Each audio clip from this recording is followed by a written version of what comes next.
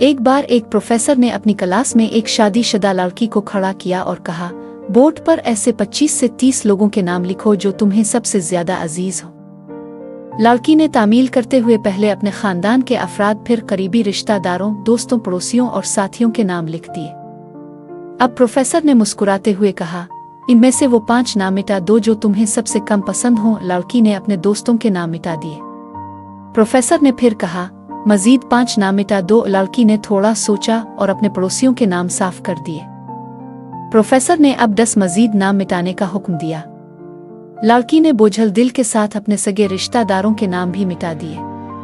अब बोर्ड पर सिर्फ 4 नाम बाकी थे, वालिदैन, शौहर और बच्चा। क्लास में खामोशी छा गई थी।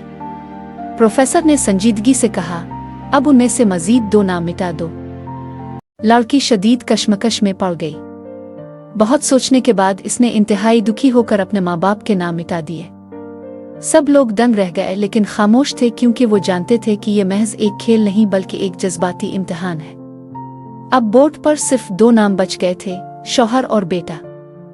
प्रोफेसर ने आखिरी बार कहा, एक नाम और मिटा दो। लड़की अब सहम सी गई। इसके हाथ कांपने लगे और रोते हुए इसने अपने बेटे का नाम काट दिया। प्रोफेसर ने इसे अपनी जगह पर बैठने का इशारा किया और क्लास की तरफ देखकर पूछा, क्या कोई बता सकता है कि आखिर में सिर्फ शौहर का नाम ही क्यों बचा? सब खामोश रहे। फिर प्रोफेसर ने इसी लड़की से इसकी वजह पूछी।